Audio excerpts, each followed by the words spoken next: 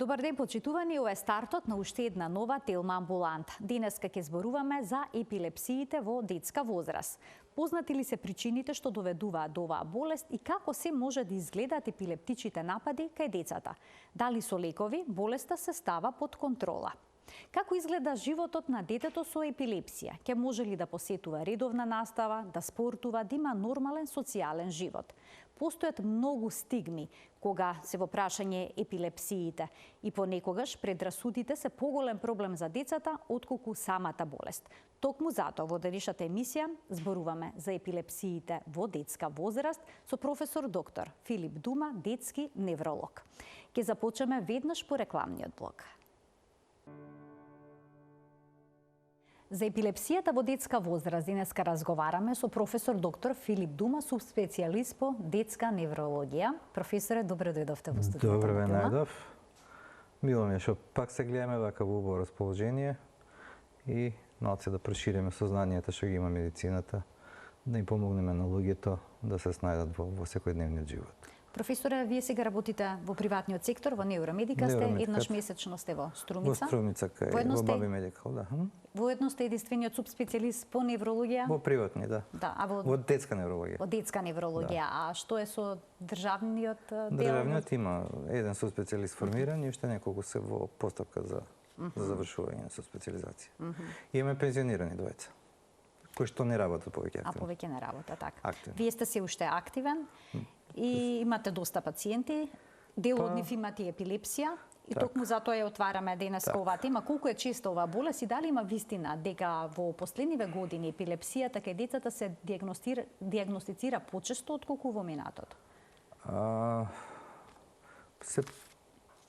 Иста застапеноста на епилепсија која што било секогаш. Ако земеме од текот на животот епилептичен напад, до 10% од популацијата ќе има еден епилептичен напад, меѓутоа еден епилептичен напад не е епилепсија.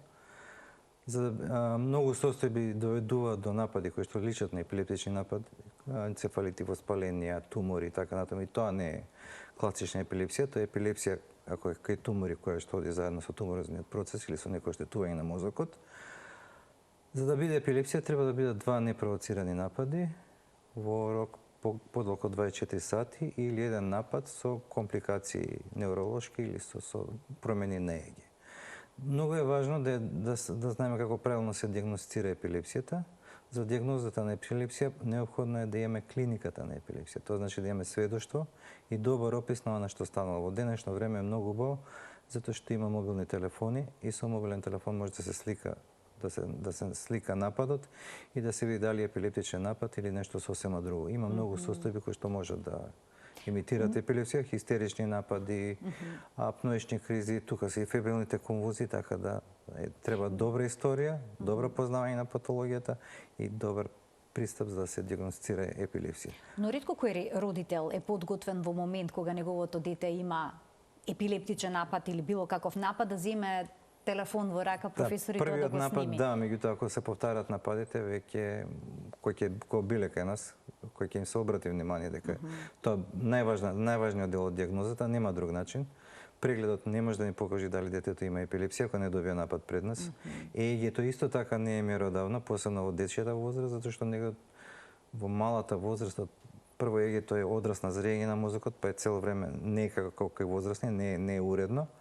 А второ, голем дел од децата имаат промени на ЕЕГ, тоа никош немаат напади. Голем дел од децата, не го зборуваме до 10, 15, 20%, и никош немаат напади и нема оправдување да им дадеме лекови. Што значи треба и кај возрастните, кај децата треба сведоштво за нападот, да се опише добро нападот и најубаво е со мобилен.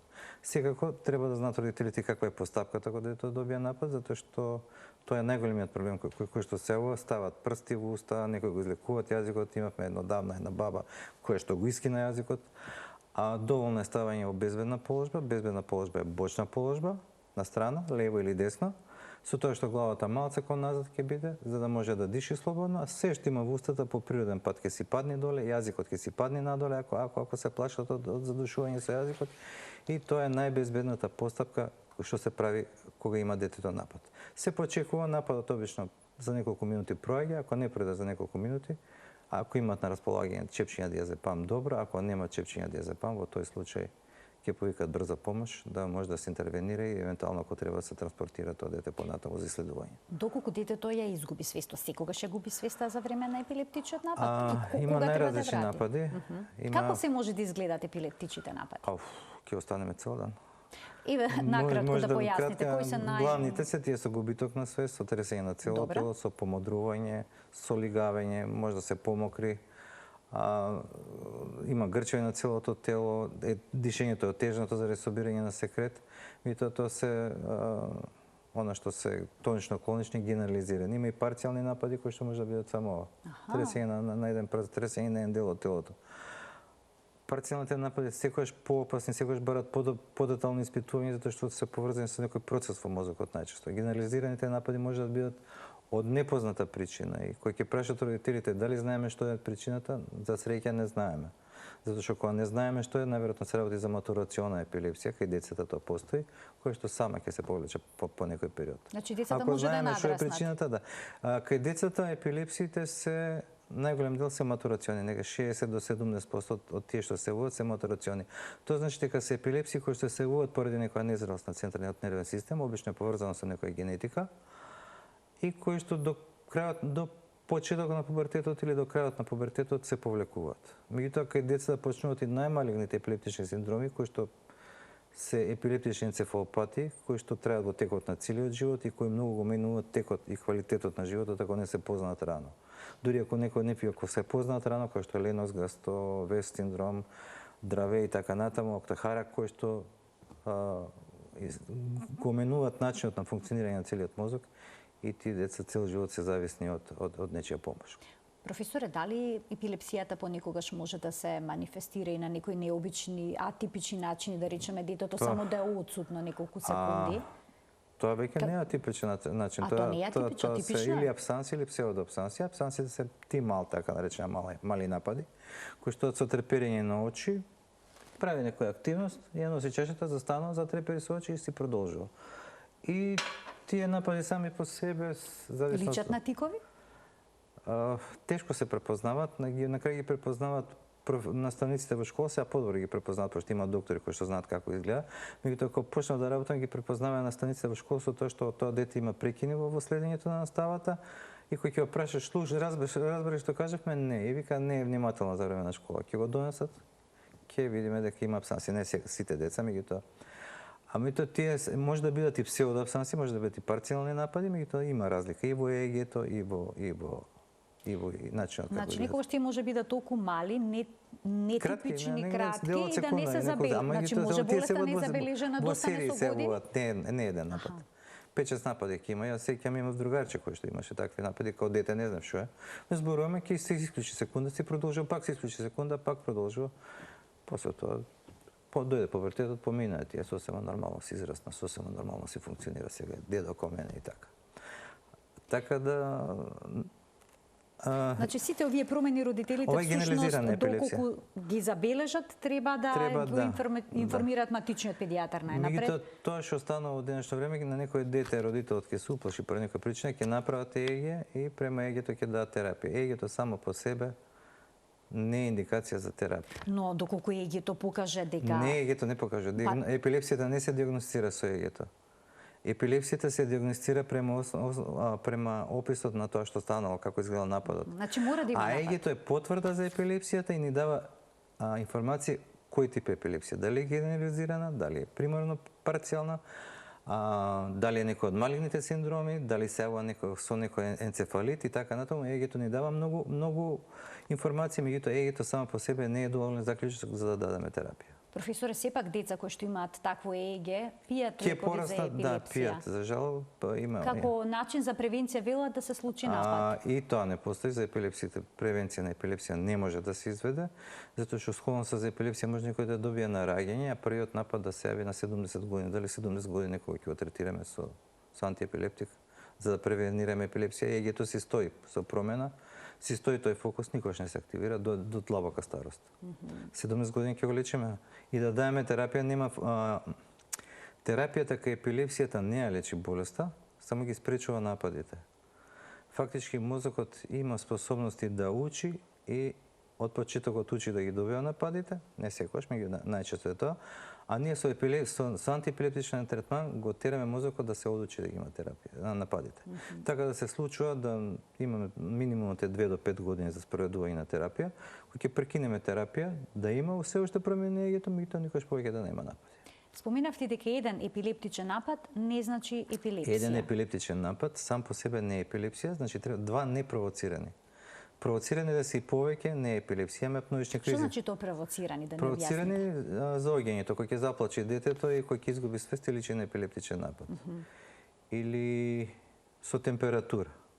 Или ако има некој друг инфект кој што довел, пролив тежок ако има. Ако има дизентерија. Дизентеријата оди со напади, меѓутоа никош не е епилепсија. Ке помине дизентеријата, нема нападите да се повторат никош повеќе. Некојаш салмонелата може да ги направи тие напади. Така да посебно од дечијата возраст, хипокалцемијата може да емитира напади, хипогликемијата може да Значи паднат шеќер, паднат паднат на шеќер може да емитира напад. Разликата е во тоа што почнува се агитирани во почеток, имаат вегетативни промени, бледи и ладна пот и почнуваат тресење мускулите и добива нешто што личи на прав напад. И тука е хипогликемијата многу поопасна за животот отколку епилептичниот напад. Епилептичен напад. А што е со децата што добиваат напади, фибрилни конвулзии, значи фибрилни напади кога им е покачена телесната температура? Тоа се Споменавте, тоа не е епилепсија. Тоа не е епилепсија. Но дали е тој ризик фактор да развијат епилепсија во животот? Многу мала е разликата. Има нешто поголем ризик, но и тоа не е сигнификантен за да го третираме како епилепсија. Ризикот е нешто поголем кај децата со фебрилни конвулзии да се развива епилепсија, меѓутоа не е толку голем ризикот за да го третираме посебно. Значи тие се како нормалната популација. Ризикот за да се развие понатаму во епилепсија со ниска температура, ако има парцијални, значи од едната страна ако предоминираат нападите, ако има после тоа постиктални состојби, афази, хемипарези и така натаму, постиктални се состојби кои што траат не повеќе од 24 сати, каде што губи одредени моторни способности, меѓутоа и тоа не е 100% ризик дека понатаму ќе се развие во епилепсија, или ако има чести напади и така натаму. Колку време трае обично еден епилептичен напад? Од неколку секунди до неколку минути. Ако трае подолго, тогаш ќе зборуваме или за серија на напади, или за статус епилептичен, кој што е животно загрозувачки, ако го препознаеме како статус епилептичен, секогаш мора да се транспортира во терцијарна установа, кај што има респиратор, кај што има интензивна нега, кај што може да се даде терапијата. Дали тоа значи кам епилептичниот напад може да го оштети мозокот или да настапи смрт за време на епилептичен напад? Дел од пациентите кои што имаат епилепсии неконтролирани или послабо контролирани се подложни на СУДЕП, SUDEP, тоа е саден нагла смрт. Меѓутоа тоа е само кај тешките форми, поради задушување и така натаму, и не е толку често како кај други болести. Така да, ако зборуваме за дечите епилепсии, треба да спомнеме дека негде голем број 50-60%, посебно тие матурациони епилепсии, негде во светот уопште не се лекуваат. Рачунат дека во текот на животот ги има 3 или 4 напади и рачунат дека давање на 2 или 3 или 4 години терапија поштетно отколку тие 3-4 напади, посебно ако се нападите само во сон. Значи, нападот може да се јави во сон? Значи, нападите се водат и во сон и во будна. Некој се водат исклучено во сон, некој се водат исклучено во будна. Центротемпоралната, таа што е матурационата бенигна епилепсија, нападите се водат исклучено во сон, кратко траат и се водат многу ретко. И тука ако во Европа би добиле терапија, негде не би добиле, во Америка не би добиле терапија никако, освен ако немаат чести напади. Ако почнат често да се повторат нападите, или ако траат долго, или ако имаат компликаторски епизоди, во тој случај се оди кон терапија. Дали може епилепсија да се добие, односно епилептичен напад детето да добие како новороденче веднаш после раѓањето? Да, и таа е најтешко се препознава. И тие епилепсии што се во првиот месец од животот, нивната клиничка слика е опишена како изгледа во првата недела, затоа што мозокот во тој период најинтензивно зрее и манифестациите на нападите се различни. Во првата недела, во првите 14 дена, во текот на првиот месец и во текот на првите 3 месеци, толку интензивно се менува изгледот на нападите. Исто важи сите Има некои карактеристики што можете да ни ги предочите? За новороденото? Да. Не, нема да ви предочам, затоа што многу треба искусен доктор да го види тоа, за да... А родителите може да препознаат Па дека најчесто нешто не е во ред, најчесто не, меѓутоа тоа дете, тие деца што имаат напади се најчесто во интензивна нега или во така да ќе се препознаат и најголем дел од тие напади ќе се изгубат со време. Голем дел од тие напади не се епилептични, меѓутоа се предизвикани од промена на електролити, од така настани што станале перинатално, и обично се тие деца во болница. Што добијат? Дали генетиката има некаква улога во појавата на епилептичните Се напади? повеќе и повеќе наоѓаме поврзаност генетска со нападите и тоа е промена која што настанува во модерната медицина. Меѓутоа и да кај најголем дел од епилепсиите тоа не е причина за прекин на бременност, ако знаеме дека се носители родителите, затоа што голем дел од бенигните епилепсии исто така имаат генетска подлога, меѓутоа кај голем дел од тие деца само кај една, ако имаат на пример 100 деца со таква подлога, само кај една или две ќе се јават нападите, така да генетиката се почесто. Од друга страна кај тешките синдроми исто така може да биде диагностичка, меѓутоа кај нас веќе интензивно се работи на генетиката и е ново подрачје, нов начин на кој што ги осознаваме епилепсиите и веројатно тоа подрачје уште повеќе ќе се развива така.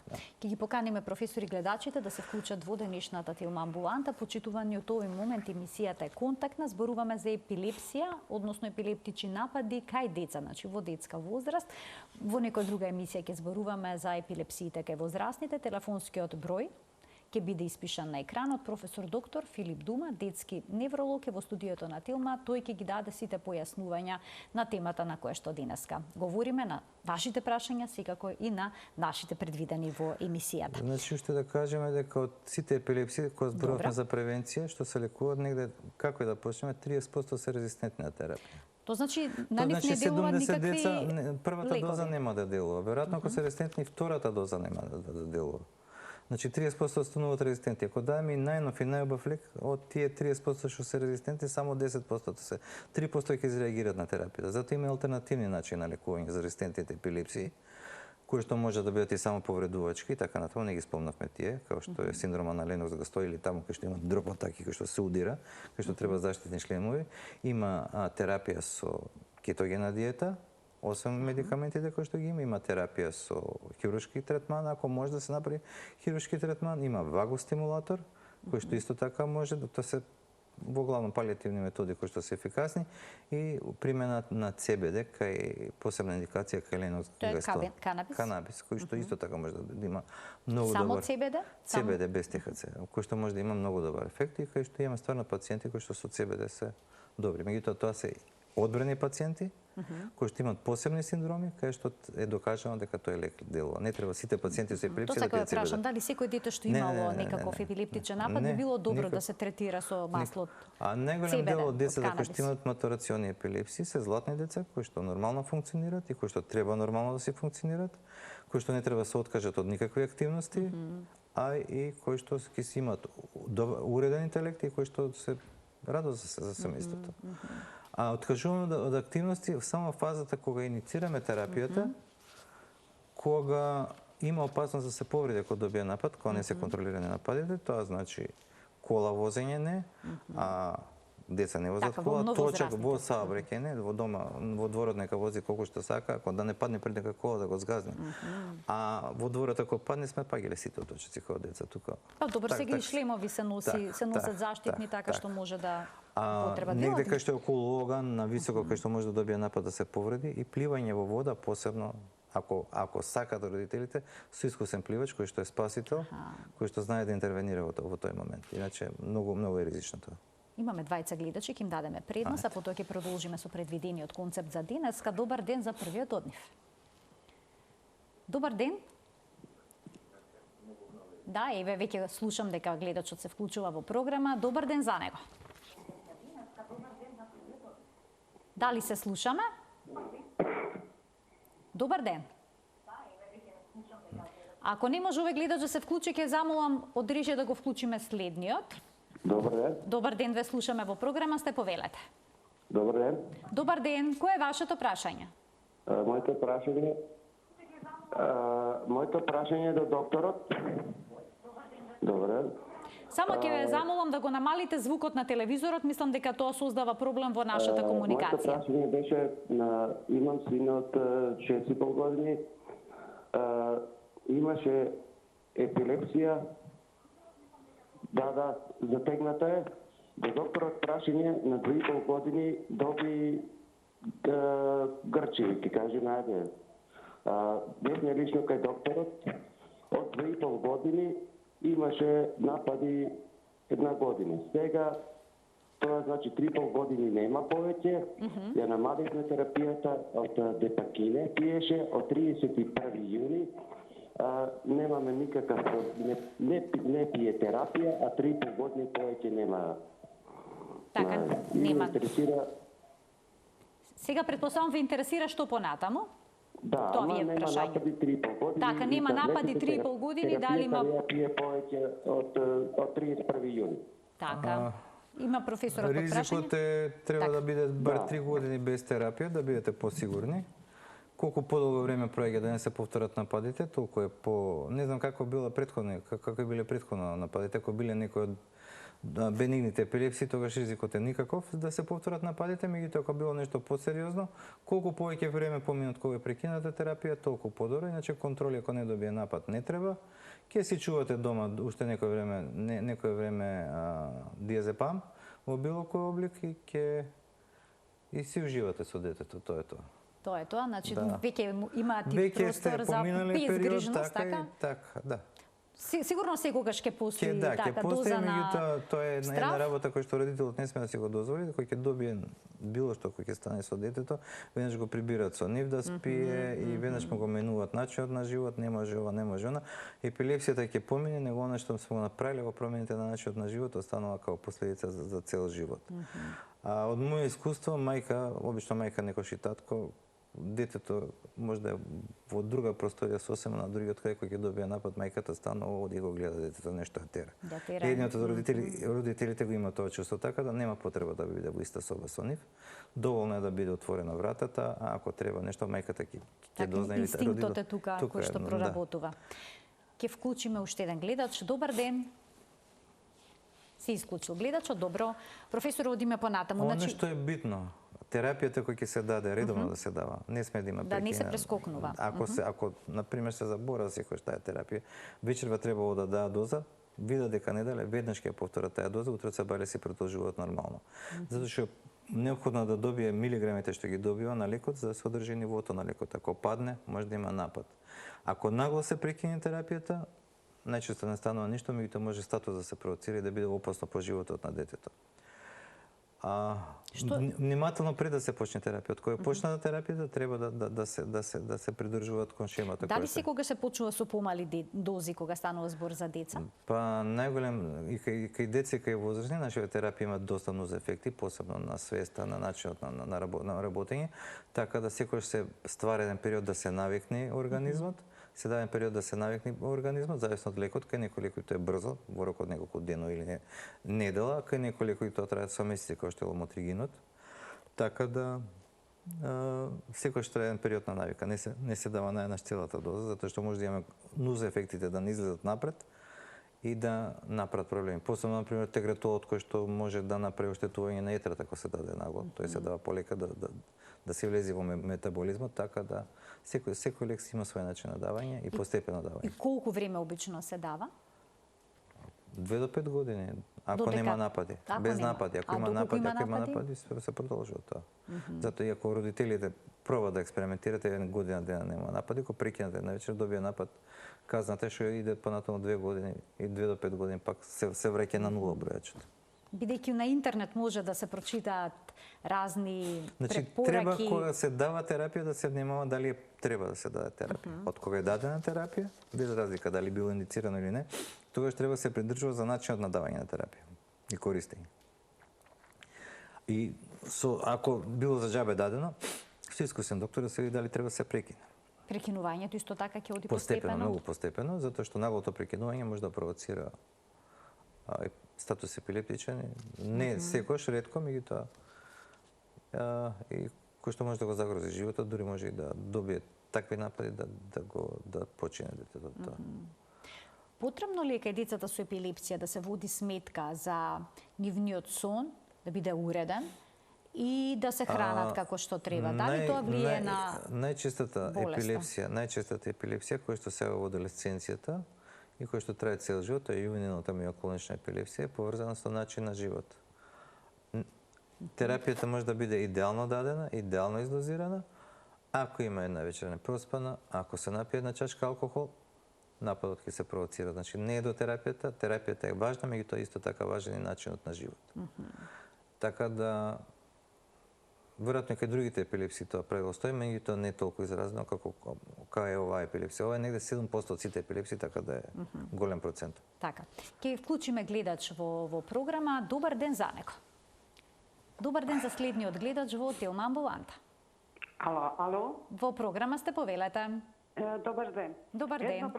Едно прашање ве молам. Имам внук кој на 2 години, пред 3 години, 2 години и 10 месеци нешто, како последица од траума, паднало точак многу лошо, наредниот ден добил конвулзии, нели, некој си напад.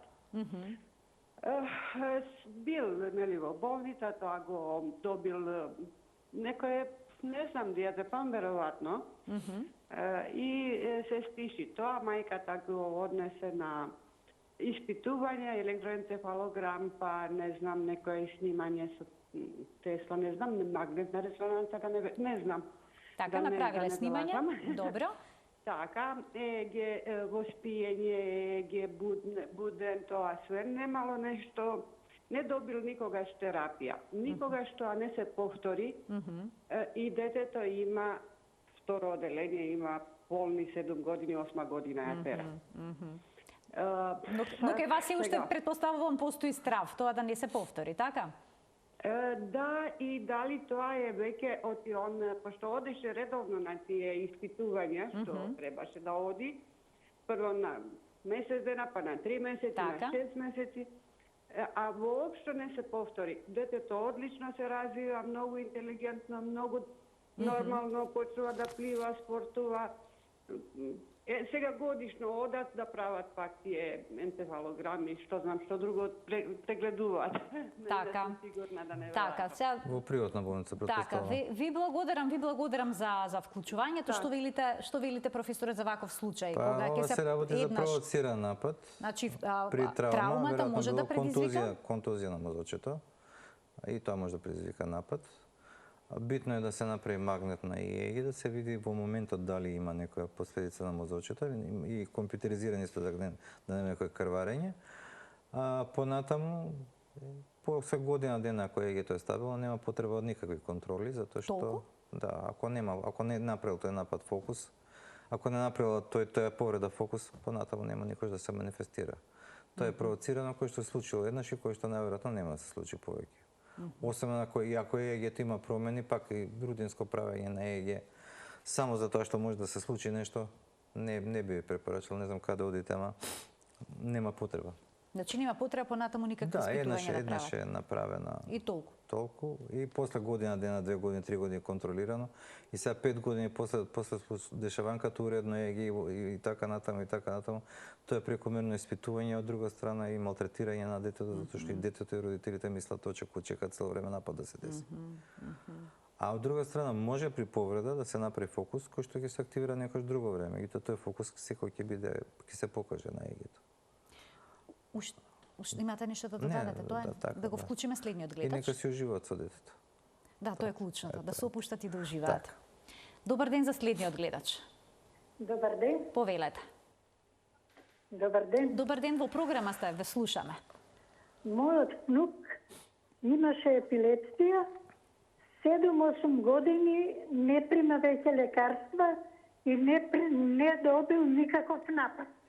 Ама кога поднесува за работа да бара, во лекарското му пишуваат епилепсија дека има и дека треба полесна работа и му даваат отказ.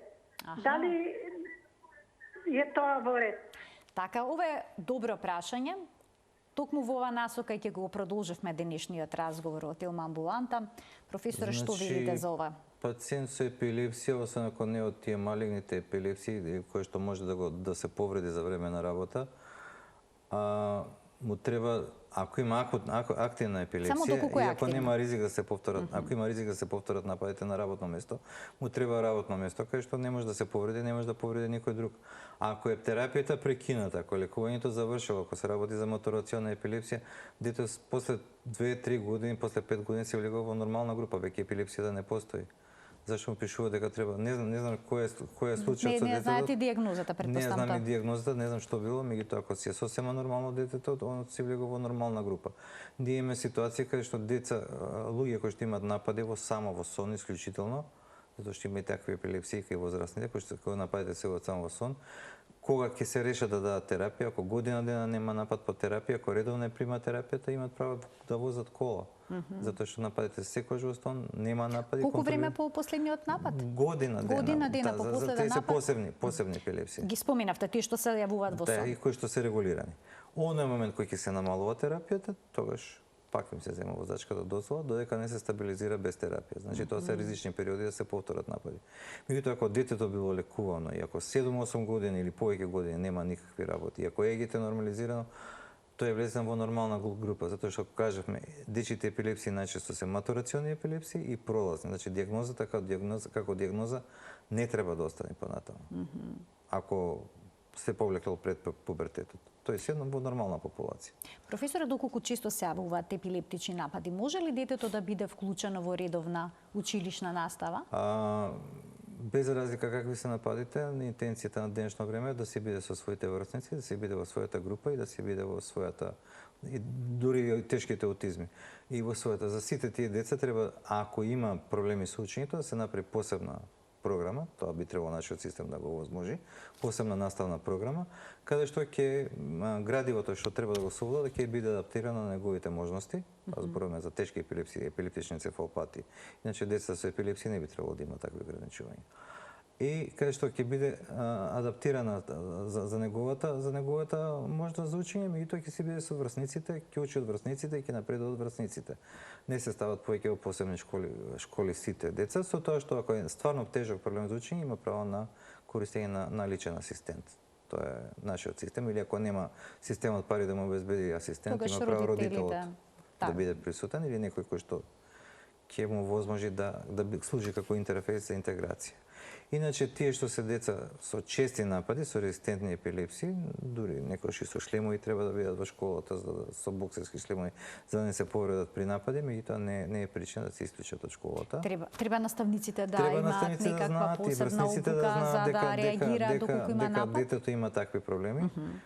И веројатно некој другаче до него кој што може да му помогне, некој со тие проблеми треба да биде тука и дека треба сите да му помогнат, дека не треба да се смеат. Меѓутоа со децата е многу интересна работа, кога се каже имаме такво дете, им треба ваша помош, сите се тука. Ако се скрие, сите ќе почнат да го исмејуваат. Тоа е. Значи подобро отворено да се каже и да се разговара со децата. Дури и треба додатна настава во природа, додатна екскурзија, да, секаде таму. Освен ако не е некоја малигна епилепсија која што може да го загрози животот на пациентот. А дали е точно дека мобилните телефони провоцираат епилептични напади?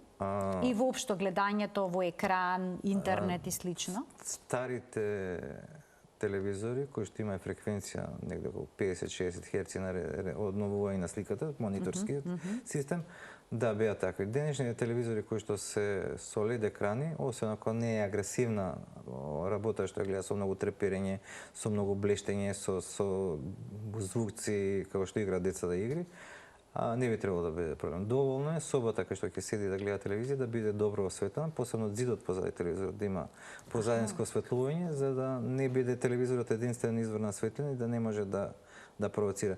Иначе, ако зборуваме за абсансија, нешто ги кажавте кратко трени отстатности, да, телевизорот може да ги провоцира. Дури неправилно распоредено светло во тунел или дрворед покрај пат може да ги провоцира нападите. Ако има сонце покрај дрворед, да го прекинуваат. Светлината прекинуваат во одредени интервали со некоја честота од 30, 40, 50 пати во секунда. И тогаш детето само е отсутно само кратко време. Ако вози кола во тој момент. Тоа веќе може да биде катастрофално. Или ако ако гледа телевизија, ако е по терапија, обично не се случуваат тие работи. Затоа треба добро осветен, посебно позадинскиот зид на телевизорот. Се јавува ли кај децата страв од епилептичен напад? Кај родителите јасно дека е присутен и изразен. Исто како не страв, може да го предосетат нападот. Имаат аури како и возрастните? Па може да имаат аури, меѓутоа не знаат да ги манифестираат. Обично голем дел од децата родителите ги препознаваат пред нападот, стануваат нервозни, поагресивни, пораздвижени или посмирени, го менуваат начинот на функционирање.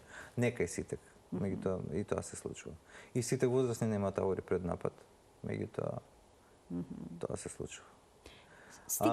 Стигмати предрасудите во врска со епилептичните напади понатаму се присутни, можеби некако порано, но се уште се тука. Се случува ли децата да имаат поголем проблем поради предрасудите, отколку со самата болест? Има големи промени во тоа што станува во околината и зависи во каква околина е.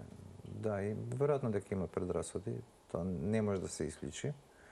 Меѓутоа треба отворено да се зборува со децата и да се каже на кој начин да му помогнат на тоа дете. Предрасудите се причина кога не знаат што да направат, не знаат што станува со детето и не знаат како да му помогнат и тогаш ќе наоѓаат начини да се тргнат од него за така.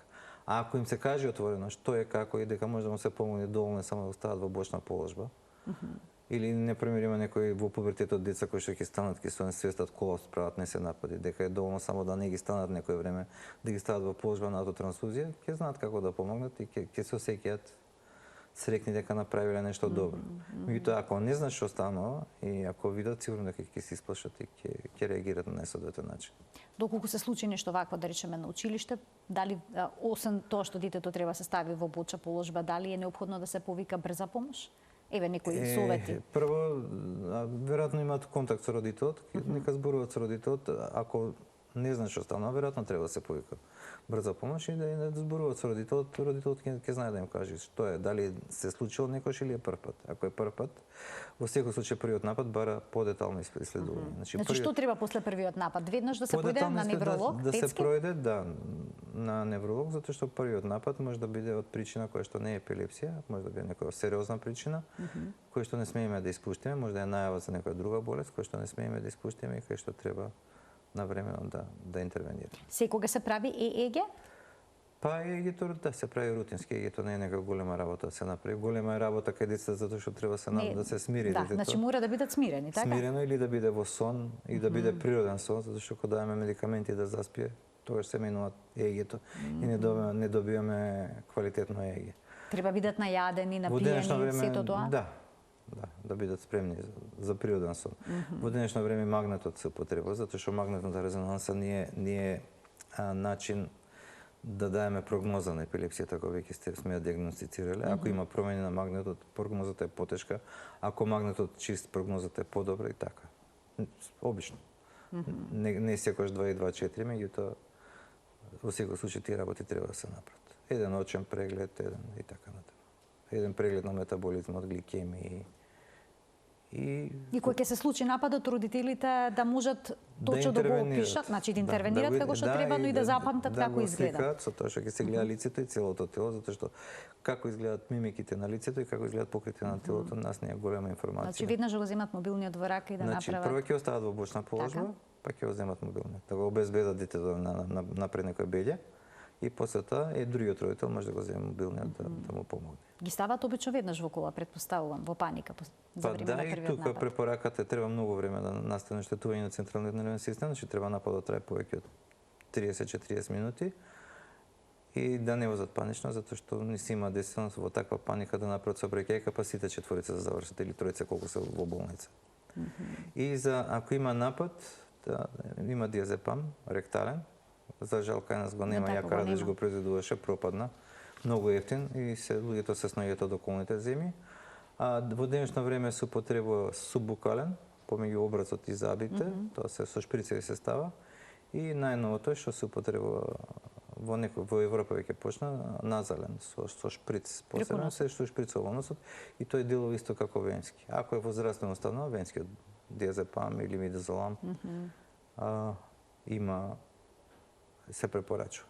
Меѓутоа прво ставање во безбедна положба. Ништо пикање во устата, ништо влечење јазикот на страна, тоа се само ќе се среди.